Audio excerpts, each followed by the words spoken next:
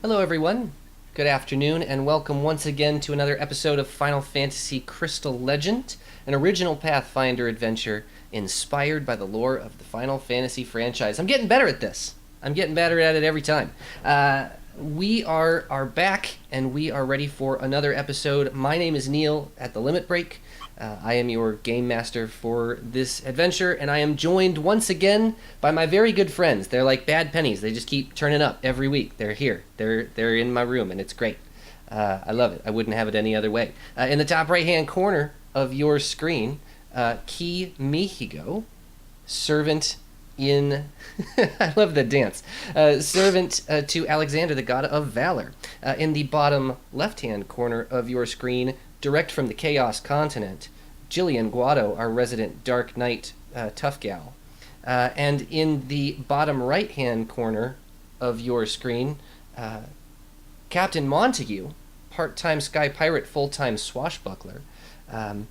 We've got our... I'm moving stuff around. I'm moving stuff around on the screen. If it's a little wonky, that's normal. We're trying out some new things, trying to get the best of it. And hopefully the internet is good today, because my internet's a bit weird. But if this is your first time joining us, allow me to catch you up to speed.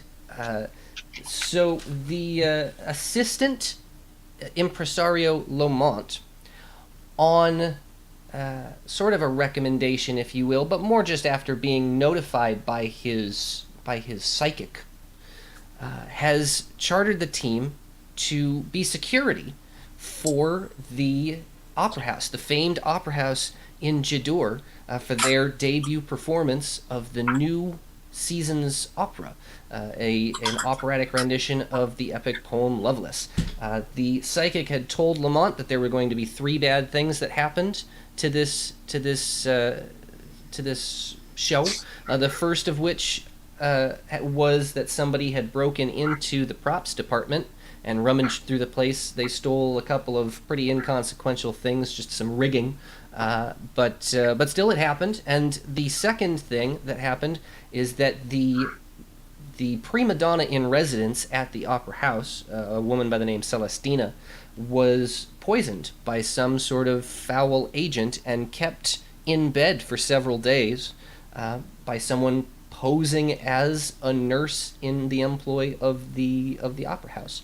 The team has investigated all of these things to discover this and are waiting patiently for the third thing. Currently, Key is in the very front of the, or is in the very back, I should say, of the auditorium, hobnobbing with the well-to-do as they enter in. Captain Montague has taken station in the catwalk above the stage amongst the lights to get a bird's eye view of everything, while Gillian went away to meet this psychic, a witch at the end of town named Matoya, who was not particularly helpful in the instance of determining the foul plot against the Opera House, but was able, in a sort of soothsayer's stupor, not at all inspired by the Harry Potter franchise, that the team is being pursued by a creature known as the Tonberry King. We ended last week's episode just as Gillian was making her way back to the Opera House as the first few notes of the overture are about to start on this opera, and that is where I'd like to pick up. Welcome to episode 10. This is episode 10, I believe? Happy 10th episode, everybody. Yay, number 10. Yeah, this is episode 10. So, happy 10th episode. Welcome to episode 10. The show must go on. So I'd like to begin with Gillian. So you are making your way back up the steps to the front of the building. There are ushers that are working there. That are taking all of the people outside, smoking their pipes and doing whatnot, and urging them into the auditorium as the overture is about to start. The lights have flashed in the lobby, and they don't want anybody to disturb the performance by walking in or out when the show actually gets started. So, what would you like to do? Take us away, Gillian. All right. If I cannot see a certain Kimihigo immediately in my vicinity, I'm going to try and head backstage I also appreciate that my camera has decided that I need to be out of focus. Yeah, That's and I just had an unstable thing with my internet where it's freaking out on me and freezing. this is actually a problem with my camera. I just verified. It just has decided I must be out of focus. Anyways, no, I am in the front area even as the lights flash and the performance is going to begin. I'm not entering the opera house to witness and watch the opera. Well, I am actually staying out front. okay, well, and maybe I can also assist you by describing a little bit more about what this area looks like as well, because there is in between the outside world and the auditorium a lobby that is really just an excuse to sell people wine. But there is a decent sized lobby in between. So you're talking about you want to be outside the building entirely, or just outside of the auditorium? No, sorry. I am in the building. Okay.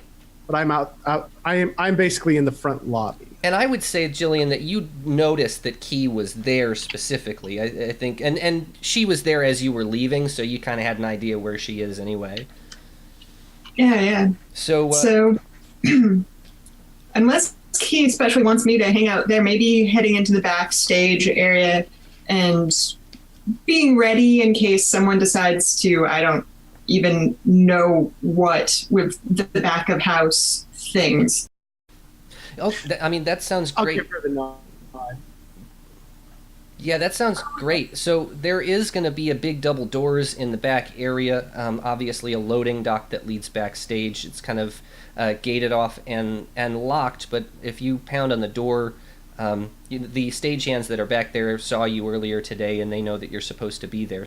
In the back, not too close to the stage. Obviously, I don't want to get underfoot. Mm-hmm. But like in the back of house where maybe they're setting up backdrop items or whatnot, anything that isn't necessarily underfoot, but is still close enough that if someone's going to mess with the show, Right, that I'll see them getting ready to do it prior to, their being on stage blowing stuff up. Mm-hmm. That's Okay, yeah, that works fantastically. Okay, so yeah, there's plenty of space backstage. I mean, and there's a big scrim, and when the actual performance is going on, they actually there's like sort of like false walls type situations that they're able to roll in and push, because there's going to be a lot of people moving back and forth behind here all through the performance. So you're not going to be wrecking any kind of aspect of what's going on stage, and there's plenty of room to move around back here. But it is bustling. Lou Mont himself is back here, and so he's running the day-to-day everything. So when people are running around, he's giving orders and ensuring set pieces are where they needing to be. The lights go down in the auditorium and the music starts. There is a live orchestra, not a huge one, but there is a probably about a maybe 20 to 30 piece orchestra that's inside this pit. Yeah, maybe 20 pieces, I would say, inside this pit in front of the stage, and the lights go down in the auditorium and the lights come up on stage.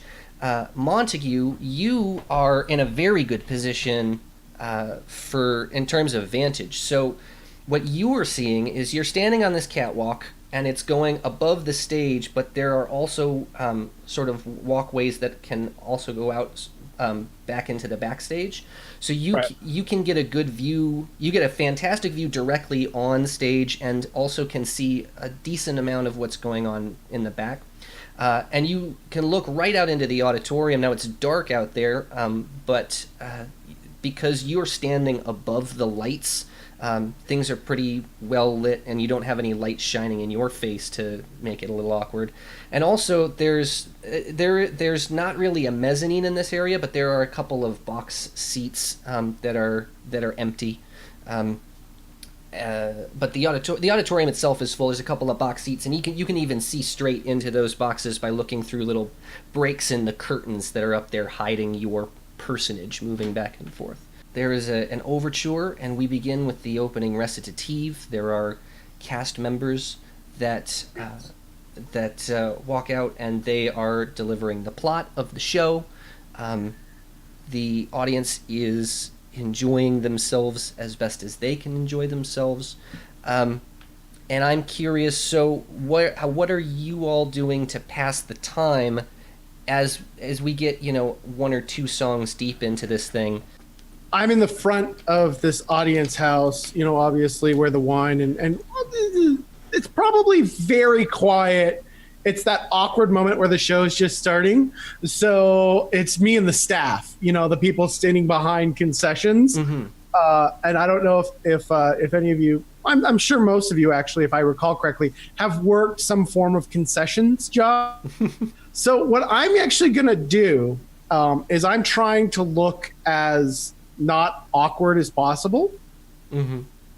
But while I'm doing that, I got kitty ears on swivel because I'm trying to listen as casually as possible to any of the gossip or chatter that the employees are having. Because I don't know about you guys, but normally during this boring concession time, the employees will just kind of have a back and forth with each other. Mm-hmm. And I'm just trying to listen for anything suspicious, either from them or obviously sounds out of place, since I don't think there's going to be much visually interesting happening. Yeah, visually there really isn't much interesting happening. I should mention, so Key, when we left our last episode, you were chit-chatting with patrons as they were entering and just sort of playing up on your high society background, your upper class background, and your White Mage's Tabard, which offers you a lot of play, especially in these kinds of environments, to sort of gain some gossip. Now, I had mentioned you had also, at that point, cast a Detect Evil spell, and I had made mention that a lot of these patrons that are coming in were corporate employees, high money businessmen, politicians, and tax collectors. And when the spell wore off, it was almost a relief because you were starting to lose your faith in humanity a little bit, watching all of these people walk in here. I mean, and it's not like if you were to walk into Limsa into the den of the Sky Pirates itself, and be surrounded by a bunch of blue-collared criminals. These are more white-collared criminals. Key is still delicate of heart. So, yeah, once that kind of wears off, I'm pretty sure I'm going to be happier for it. Mm-hmm. And you didn't hear anything really super exciting. You were bringing up that Celestina had been sick and was going to miss the show, and some of the customers were pretty upset. They are used to their prima donna in residence being there. She's got a long history of being the lead soprano at all of these shows. Yes. But there wasn't anything. You didn't sense any outward foul play from any of these people. The concessionists, the wine sellers that are in this area, they're just kind of chit-chatting amongst each other, and they're talking about so-and-so like so-and-so backstage, and there's did you hear about Greg? He took the day off. What a jerk. He knew that he was going to be working extra hard, so he took the day off. What a punk. And if anybody said anything related to this event, it's mostly talking about Lumont and his insistence that this crazy old lady, who may as well be living outside of town, she's so far off the road, is, Gillian, if there was, if it was the last house out of town so far off that it may as well have been the next town over. Right. I thought so. Well, when I'm listening to that, am I getting the fact that she's physically so far off the road she might as well be living off the town, or mentally so far off the road she might as well be living out of town? All of the above. I think that's a fantastic way of putting it. Because when you say that, I think like, oh, she's that far off the road. She's got a lot of Miss Cleo in her. She hasn't won over the staff. Got it. But they know that he thinks that she's just the bee's knees, and so they're kind of making fun of him a little bit behind his back. Okay. No. I'm seeing this. I mean, staff making fun of the manager. What are you gonna do? Yeah. No. This is kind of what Key's listening for. Mm-hmm.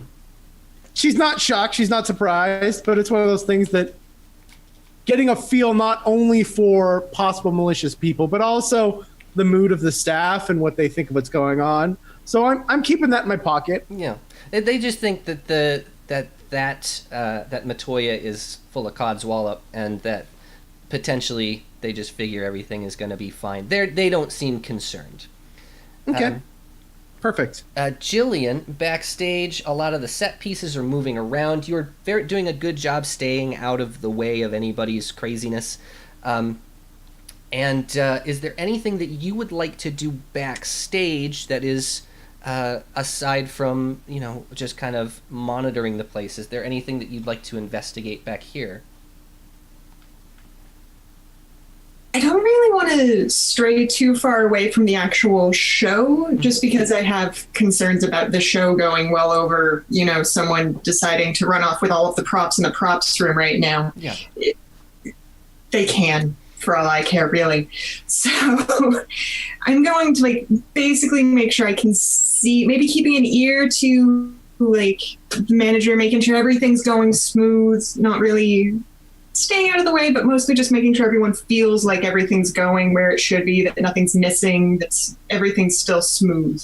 I'm going to basically stay out of the way. There's not really anything that I especially think needs me to investigate it. I just want to be listening. Yeah, that sounds good.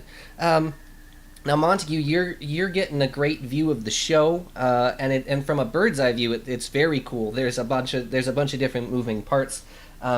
You are seeing the set pieces sort of move around backstage behind the scrim, and waiting for the lights to go down for scene changes so that they can kind of the running crew can come out and move one set piece in and move other set pieces out to change the location of where everything is located, which happens in between the first recitative and the second recitative. And we are getting ready for the first big piece, the first big aria. No, I'm just kind of patrolling up there, going from the front to the back, making sure everything everywhere looks good. Okay. Nothing out of the ordinary looks like it's going on. That's what I'm checking for. Okay. So at the end of the second recitative, we are about to begin the first major aria. This is the first big moment in the show, and it involves the lead soprano. It's the introduction of our lead soprano. The goddess herself is the character, the goddess. Gillian, you see from backstage a woman exit the dressing room in fabulous costume. She is decked and adorned in white, shiny clothing like a goddess might, and she's got a very regal and holy kind of look to her. And she makes her way from the dressing room out to the front as she's about to hear for her cue. She enters in the front and enters on stage and begins to sing her big aria. The lighting turns kind of like a blue, and she sings a song about humanity and about the gifts and whether or not humanity deserves the gifts that she has to offer. Are they worthy? Are they, strong enough? I would like for Captain Montague to give me a willpower saving throw. Ain't nothing knocking me out. You are watching this woman, and she's singing, and as you are gazing out into the auditorium, you start to sense something strange going on in the auditorium. Key Mihgo, you are not in the auditorium at all. You are standing in the lobby, and there are behind you, if you're staring out at the front towards the outside world, behind you there are 4 doors that enter into the auditorium, just sort of, placed like so. And in front of you there are also 4 doors leading in from the outside, 2 big double doors and 2 side doors. At this moment, the doors open up, and a dozen men run in. They are garbed in leather, and they are fully armed. Oh my. Oh my. Oh my. And they are moving with some hustle. Yeah. I don't think we're prepared for this. I think we need a bigger team. There's 12 of them? Mm-hmm. And they just smash in here like... They are... What the hell, whoa. They are attempting to just kind of blaze right on by you and enter into the main auditorium. I would like to invoke Shield of Faith and stand my ground. Thou shalt not pass. Okay. This Causes a shimmering magical field around me that averts and deflects attacks. And so I gain a +2 deflection bonus to AC with an additional +1 bonus for every 6 levels I have, which obviously no. But basically, this is basically I use the glimmering aura of Alexander himself, and I shield myself with my faith, and basically just drop a "Thou shalt not pass" on these. Obviously, I am but one Mithra, but if I can do anything to help prevent this, to mitigate this rush, or at least delay them, this is what Key will do. Is I will attempt to stand my ground with faith alone.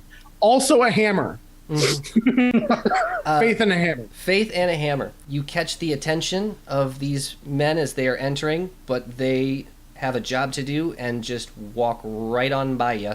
They don't attempt to attack you. They don't attempt to make any sort of violent motion towards you.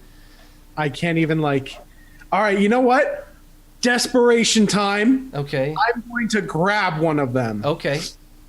You now have this gentleman in your clutches as the doors open and the others walk past you. And Montague, you see the doors open. These characters are sweeping down through the auditorium and are have spread out and fanned out into the auditorium, and they are helping themselves to pocket books and purses and money pouches and jewelry from these patrons who are sitting in here watching the play, and they have absolutely no idea that it's happening.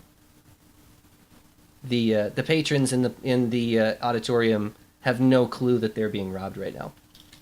So this is what I just saved against. Yes, that would be a good assumption. All right. I'm going to actually cast Detect Magic pointing downwards. Oh, Kinda. Yeah, this lead soprano that is that most maligned and most hated of jobs in the history of role-playing, the spooniest of jobs in the Final Fantasy series. And her performance is absolutely of magical quality. In fact, this is an enchantment magic school. Yeah, enchantment magic school is what you're sensing here on Detect Magic. All right. Key, you've got one of these characters in your clutches. What would you like to do? I'm going to bite him. I got audio enough from you to hear. I'm going to bite him. That's all I had. How? Bit your tongue. Yeah. Well, or probably just bit onto something that doesn't fangs don't get into. Yeah, it's just like all armor, and this dude is struggling trying to get away from you. He's just like, get this cat person, get off me. I've got a job to do. You don't even know what's going on. Just let me go. Let me go. If he spends his round of combat shouting at me, and biting him is not being very advantageous to me, then I think I need to shift tactics. Okay. Let's not stick on a tactic that's not working. Hammer his foot. Well, you know what? Instead, I am going to bound off of him, Okay. and I am going to bound into the back room. Into what back room? The back area of the. Basically, I'm going to run off into the back of the opera house. Oh, so you're gonna make your way back to where Gillian is backstage. I'm gonna get back up. Okay. Well, backstage is a little bit of a run from here. It is. I mean, I have the sprinter ability, which is a 10-foot plus charge run, and so I'm going to make off like a cat that just got its tail stepped on.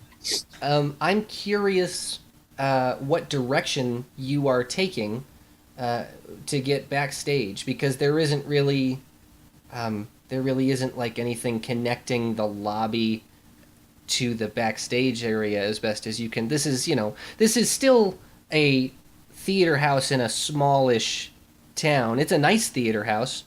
Right. So normally, then hold on. What way did Xilianr get to the back of the house without walking through the theater? She was outside.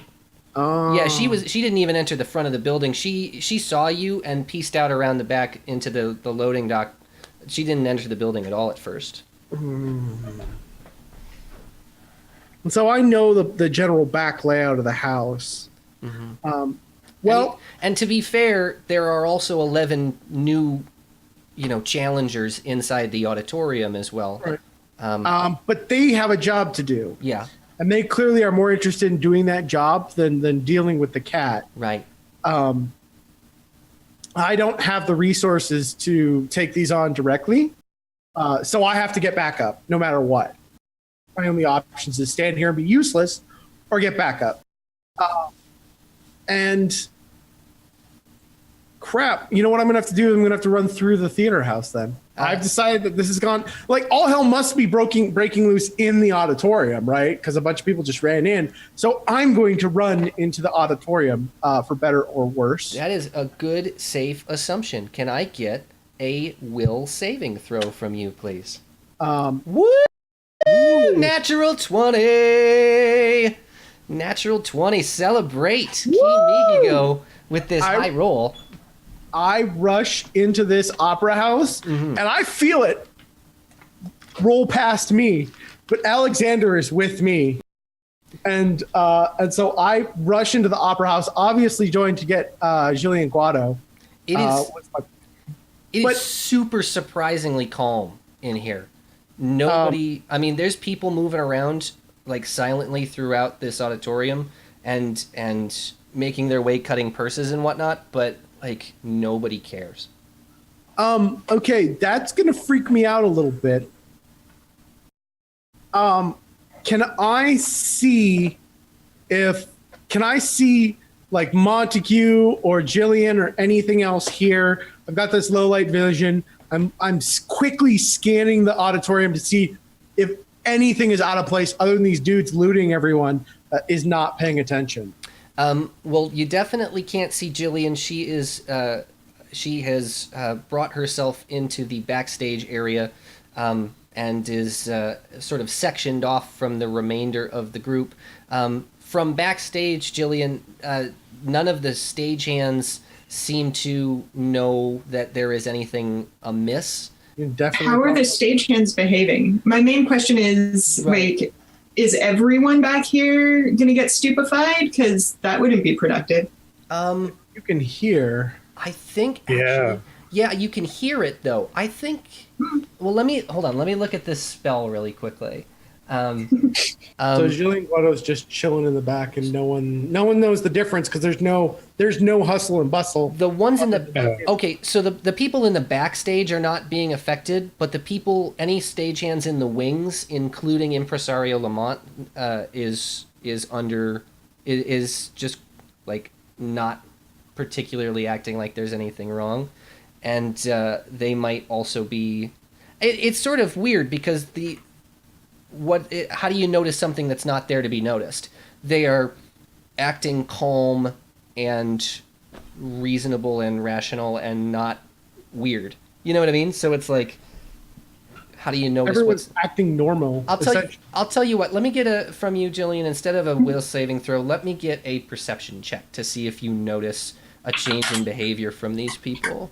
21. Okay, so you see, Impresario Lamont was normally like a barrel full of cats, like a bag full of cats, because there's a lot of stuff to do and a lot of work to be done and a lot of moving parts, and he and a couple of the people in the wings are just kind of calmly, blankly, vacantly watching the play now. They're just kind of watching this aria performed. Well, that seems like a bad sign. Yeah, I'm going to approach Lamont on that one. Because going from managing people to watching something, I'm not going to pay attention to what's on stage as much as I'm going to pay attention to him, though, is what... Wait. Because, yeah, I wouldn't think that it would be the performance going on normally like everyone else seems to think, but I'm definitely going to be like, okay, something's up with him, so I'm going to go poke him. He does not acknowledge you. This is a bad sign. I'm going to pull him physically back, like towards the props room, towards like away, towards the back doors, away. He snaps out of it as you pull him physically away from this person, from this vocalist, and towards the prop cabinet. And he responds with, "What are you doing? Get your hands off me! This isn't what I hired you for. Knock it off."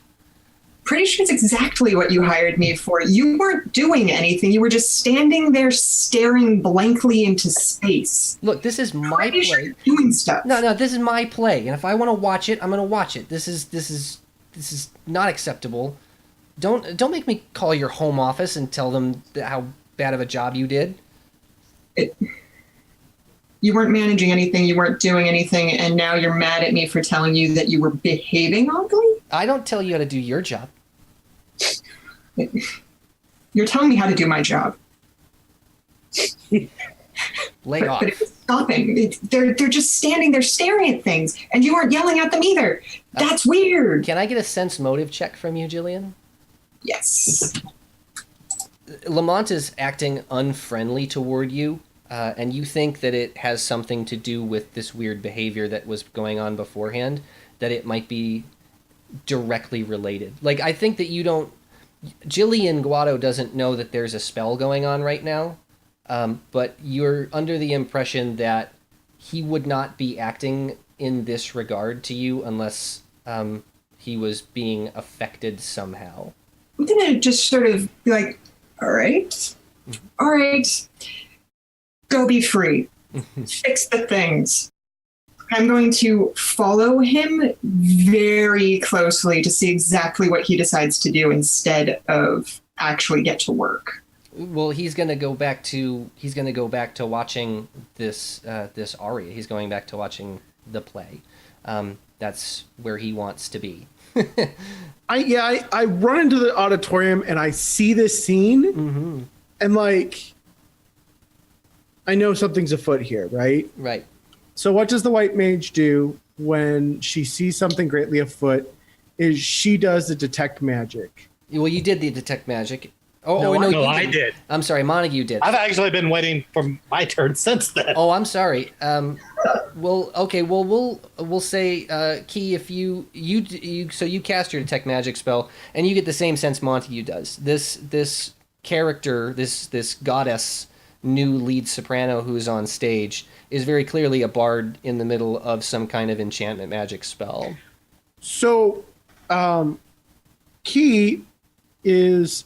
I'd like you to describe what's directly in front of me. So I walk into this, and is there so there's many ways to set up an auditorium. Right. When I walk into the main door, is there a pathway directly in front of me to the stage, or do I have to cut left or right? No, there's a pathway that cuts directly down towards the stage. So remember how I said I'm in a full sprint? Yes. Oh, I am sprinting directly at the bard. Okay. And I'm not being vague about it anymore. I'm rushing down this bard. Okay. like someone has stepped on my tail. Montague, while she is in the midst of that, I apologize for skipping over you. What would you like to do as well? I'm going to cast Flare right in front of her eyes. So she succeeds in her saving throw against your flare spell. It does catch her off guard, but now she is sort of looking around for the source of where that came from, and I sees Ki Mihgo in a full sprint towards her, and believes that Ki must likely be the cause of this. She, without breaking the melody of the song, changes the lyrics of the song. Oh, dolls. To include the phrase, catch this cat, get that cat, stop that cat. Oh. I'm sorry, Ki. White Mage plus right under. I think what what I'm seeing in my mind, because Ki, you're in a full sprint now, and you're charging the stage. I would like to hear some super anime awesomeness involved with a dexterity check. Well, you know what? Because you're coming at her like a guy trying to hug Morrissey. Oh yeah, you better believe it. I'm full Naruto run. Like I'm leaned in, and suddenly, like the world turns on me. Mm-hmm. But when the world turns on Ki turns to her faith. Use my shield of faith to attempt to deflect all of these attack people and hands grasping for me. Yeah. So I, as a cat, I am light-footed. Mm-hmm. And so I'm doing a full Naruto run. And before I realized this, Naruto running is not actually a thing, but that's fine. We're in the game, and it's the running with the hands that are limply following you behind. Yeah, well, it's where you're bent over, like just a little bit more than 45 degrees, and you're like it's like a fishtail behind you. The hands. Yep. Which is not actually a good way to run. No, that doesn't matter.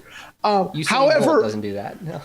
Yeah. However, I am leaned forward. As I run, just because I'm in a full sprint, my tail is out behind me, offering. I'm an animal, and so I have a ballast as my tail, and so as hands come grasping for me, I am not beyond doing a leaping bound forward, get a temporary boost of speed away from hands. Right. Do a little bit of a duck and roll, and then kick out of that to fly forward and kind of do a bit of a juke and jag back and forth. Like many cats, I can totally do midnight. Yeah, Xilianr knows this. Midnight laps. You know, the cat never runs in a straight direction when it's doing midnight laps. I'm like near, and then duck and roll, and then stop, turn, pivot. And this is Ki showing off at least what athleticism she has to kind of burn my way towards this bard that is now has it out for me while trying to avoid any hands trying to snatch at my tail. So I'd love to get a check from you, either dexterity or acrobatics. You do all of that, all of this Naruto craziness, and there's barrel rolling and moving and guys that are kind of like diving out to get you and are just missing. And you are able with a single bound to sort of like Tigger spring up, because you know Tiggers, their tops are made out of rubber and their bottoms are made out of springs. Right. You sort of spring up and with one leap make it over the one bounding leap, make it over the orchestra pit and roll onto the stage. You're now on stage with this bard. I'm gonna get in on the anime act and find a rope and all of a sudden swing down. And I'm actually aiming for the bard. Okay. So I'm gonna basically be doing a swing into the bard. Well, that sounds like fun. And I think that also would require a check. There is no shortage of ropes up here. Well, you're a sky pirate. This is what you live for. Oh yeah.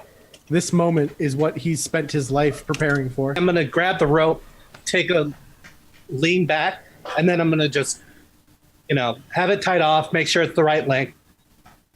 Gonna run the length of the catwalk, jump off the edge, and basically do a periodic arc right into the bar. Okay, so you're Feet first. okay. Spin feet first. I love it. Okay, yeah. So you're gonna not just body slam this girl. You're gonna. This is like a full on kick move.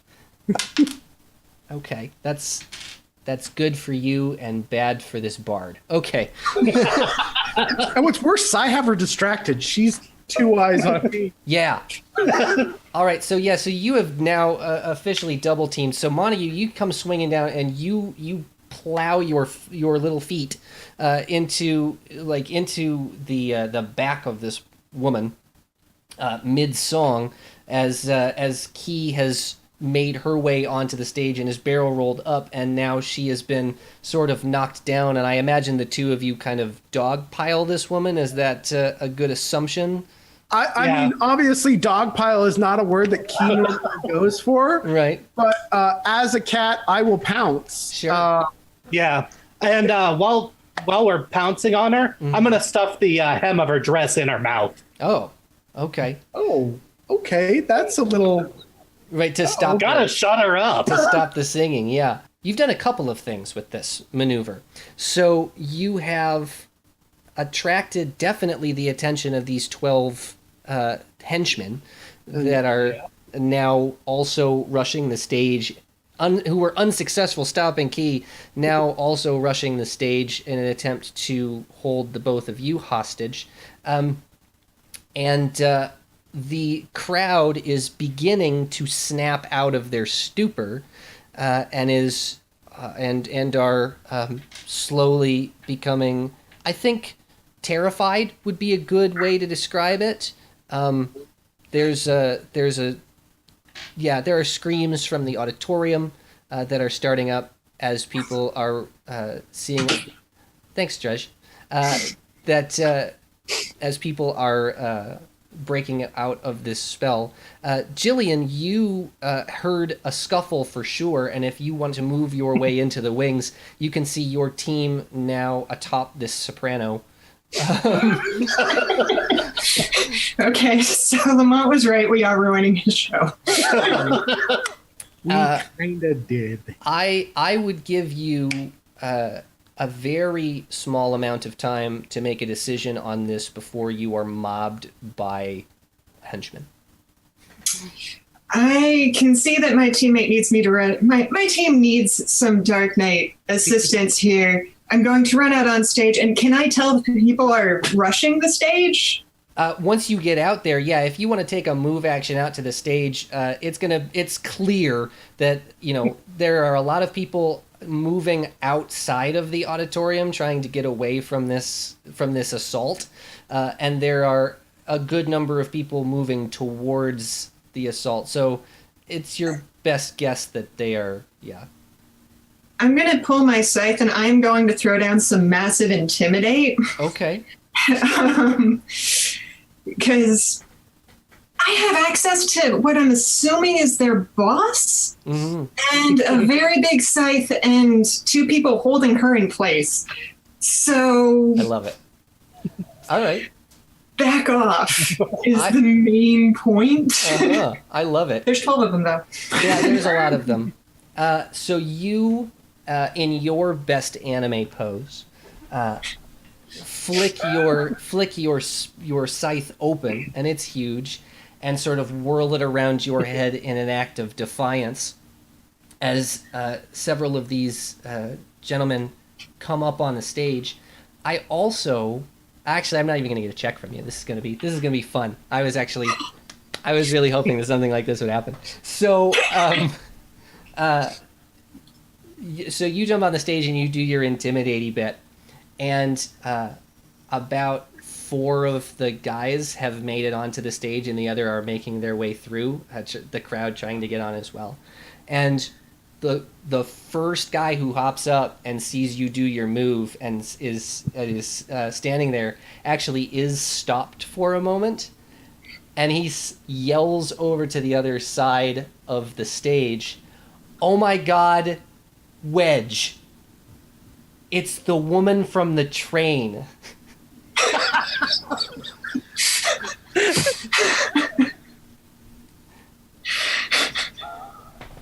And you hear from the other side of the stage, the other guy says, "Keep calm, Biggs. We outnumber her this time."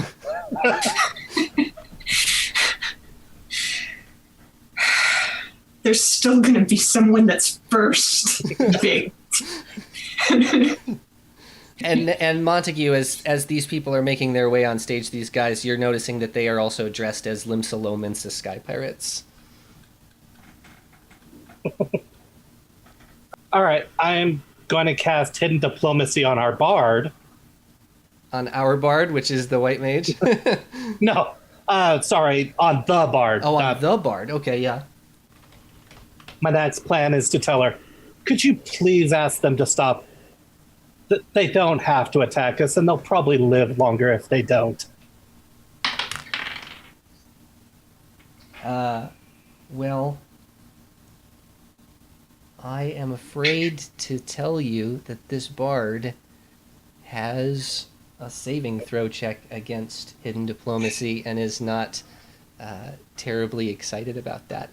And she says, "We're not going to kill you, but you better get off me right now.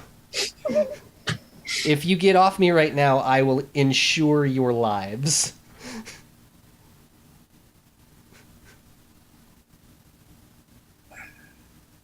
Are these the kind of men that'll run if they lose a leader?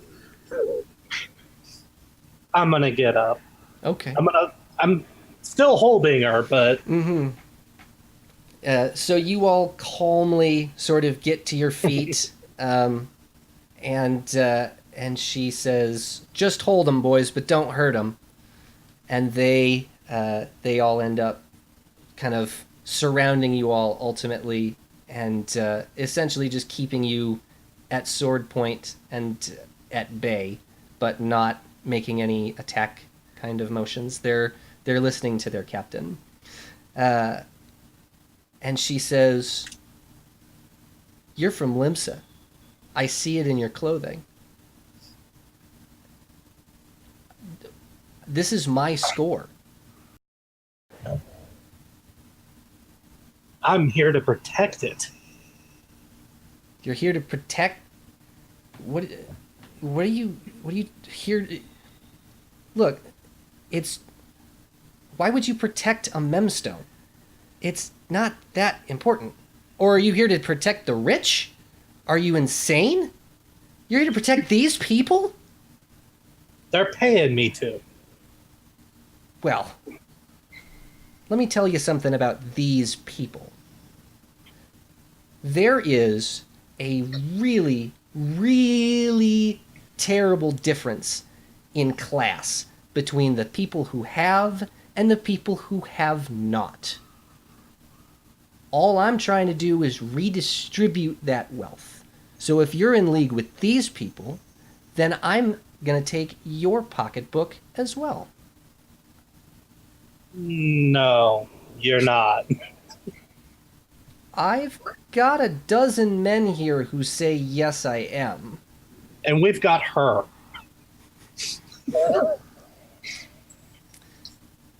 She says, "I don't have time for you or for this. You have already ruined my fabulous getaway, which was going to involve a daring, dramatic escape by rope, wearing this outfit. I mean, I look amazing right now." I'm like, I think my rope work was a little better. Okay, that was good rope work. I'm not going to lie. That was good rope work. You got some pirate in your veins, boy. I'm not gonna doubt it. I'm not gonna There's say a no. reason they call me captain. I'm gonna give a nod. We do. We do. Really. What is your vessel, Captain?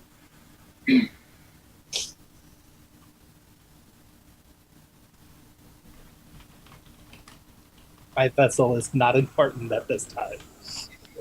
Okay. Wrestle into this. Is that pirate talk for talking about your? I'm just going to be elbow key. Well, I am captain of the good ship Chateau, and I will tell you this much: I don't think I have ever seen if you at your size were able to We do not go into sizes here. were able to command a group of pirates, then I applaud that. I think that's very difficult to do. So difficult, in fact, that I don't believe that you are a captain. You are clearly some sort of deckhand swabbing, landlubbing wannabe. You know, you will rue the day you've heard of Captain Montague. Well, I think you are currently in the middle of ruining the day that you have met Captain LeBlanc. So I'm going to go pick up my memstone now, and we're going to leave. And I think that it is probably in your best interests if you were all to stay put. And with the word stay put, I'm going to need willpower saving checks from all of you again. At that suggestion, Gillian is unable to move from her spot, but the bard and her Captain LeBlanc, now that we know her name, Captain LeBlanc and her merry men are making their way into the backstage area, and LeBlanc approaches Lumont and says, "Now, I've been through your prop cabinet, and I've been through your dressing room, and I cannot find the memstone of Celestina's debut performance in I Want to Be Your Canary. It's legendary. I know you have a recording of it around here somewhere. I want it." And Lumont is intimidated by all these men, and says, "It's in the office." And she takes his keys from them and heads on into the office.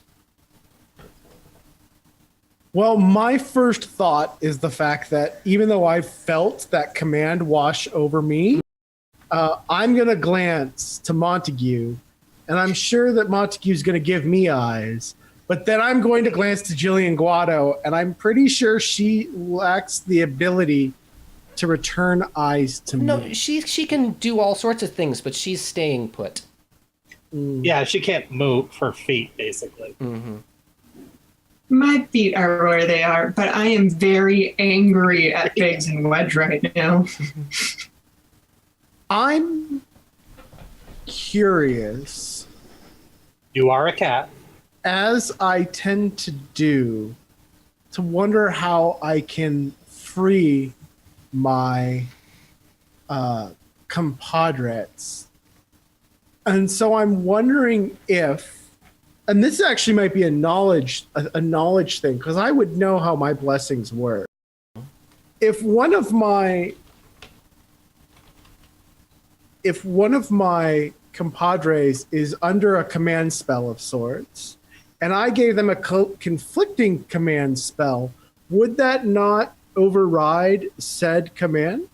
Well, that is a good question, but it's temporary. Okay. It's temporary. The key is going to be chill, because Key can't leave her party. That's not her MO. Okay, Montague? Can I see the office from here? You can no. She's walked behind. If you remember, the whole back of the area was closed off with these faux walls and the scrim. I'm just gonna wait All right. until she comes back. Hopefully, she comes back out and tries to gloat a little more.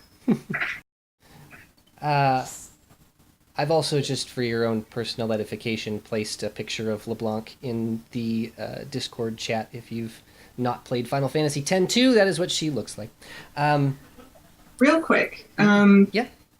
Upon realizing I can't move my feet, I'm going to just sort of pull in my back because I'm the carry stuff person, so I'm actually just carrying a lot of random stuff that we've found, and I'm going to take out the green sleep, we believe, poison, and just be like, here, guys, I can't go throw it back there or anything, but if you guys wanted to, have at it.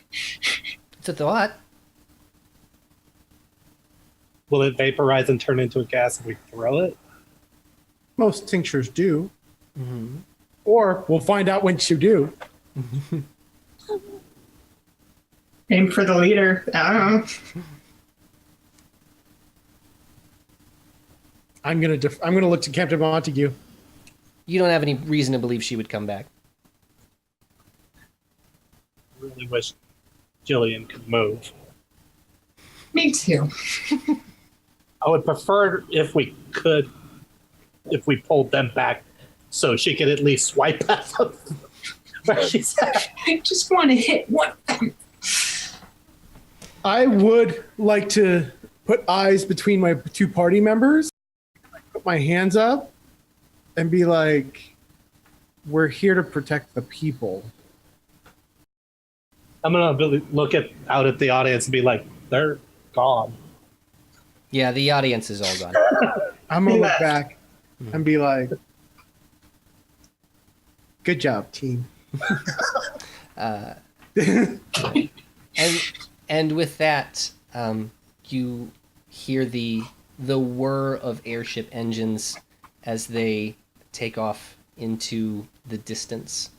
The good ship Chateau has now left the building, and the three of you are now on stage. And it's well painted. Gillian, your spell effect wears off, so you are back to normal. Well, hey, good job defending the people, though, team. Nobody got hurt. Nobody got, We protected a lot of people from getting robbed. Maybe not all of them, but Yeah. We didn't save all of them, but we did protect a bunch of them with our helping. yeah, I suppose now we have to go talk to Lemieux.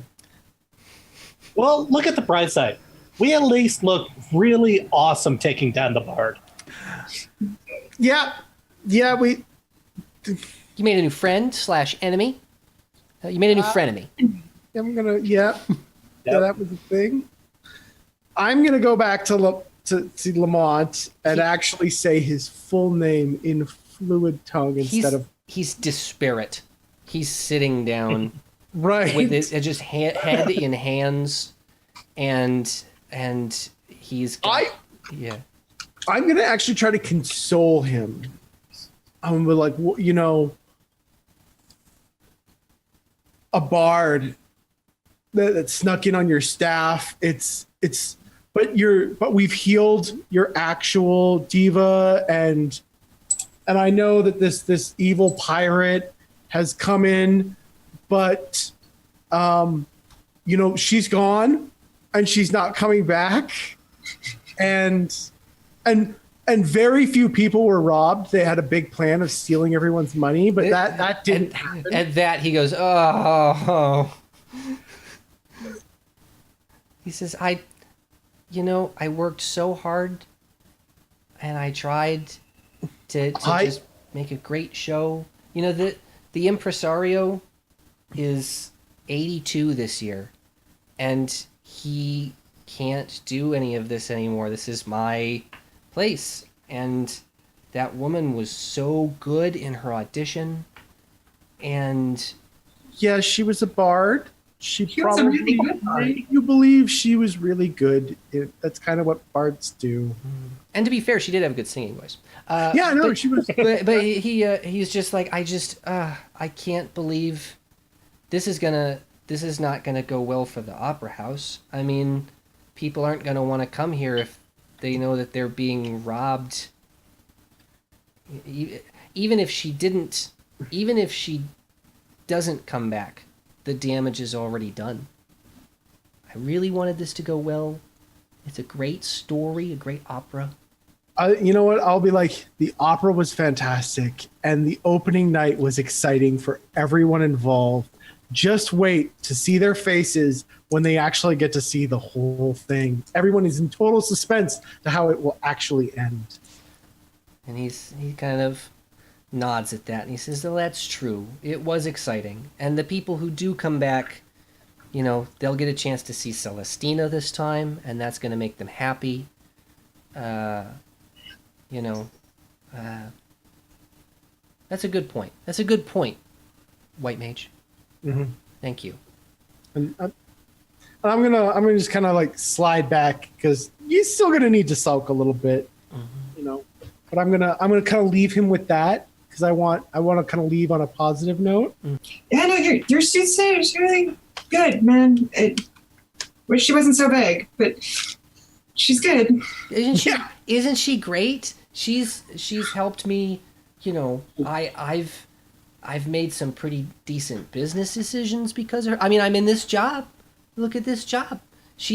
And she said, you know, my psychic, she did tell me that I was going to have a change in my professional career and that it was going to be positive. So, I mean, if that's not proof that she's a psychic, then I don't know what is proof. This is definitely a change, and it will be positive when you make it that way. We weren't stronger than your psychic. He was a little downfallen to hear that. But she accepts it. But yeah, Gillian, did you have anything else you wanted to tell the team about Matoya at all? Not in front of anyone else. No. Okay. We can totally get on the airship. Yeah, so let's do that then. I mean, unless you guys have anything else you want to do. He is trying to sneak. Yeah, and Montague's actually trying to go with her. Okay, so you all make your way back onto the airship and are flying your way back from Jidoor to Bastok. And I'm gonna actually like half speed. I'm kind of downtrodden that. Okay, yeah, at that speed you're probably gonna be. I mean, you're gonna be flying through the night. You're not gonna get there till morning.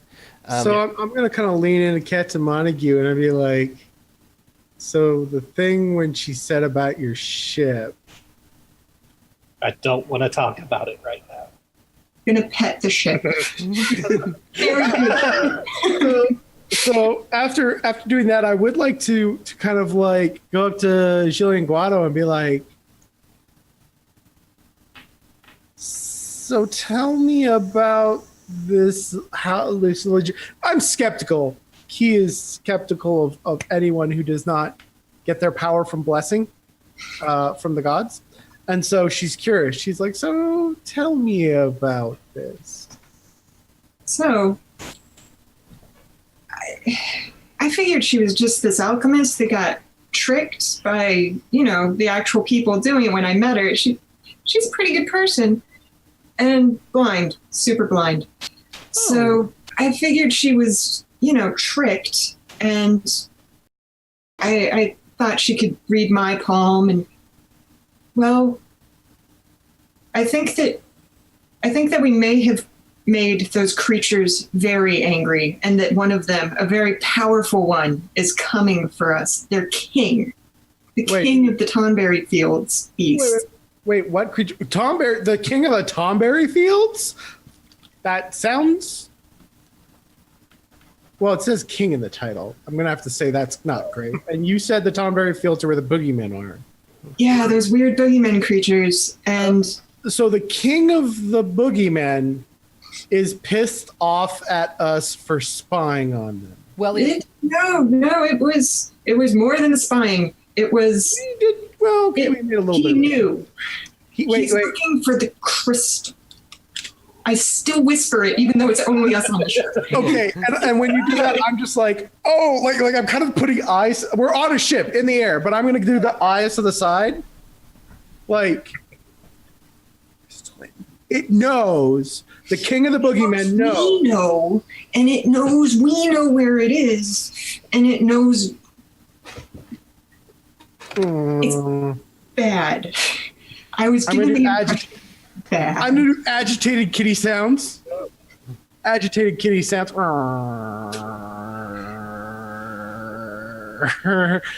And then I'm gonna kind of shut down a little bit and just start praying. So they're not. Can we visit the Tonberry Fields? Well, we could, but it's so. I was going to say, can and should, two different things here. Well, hold on.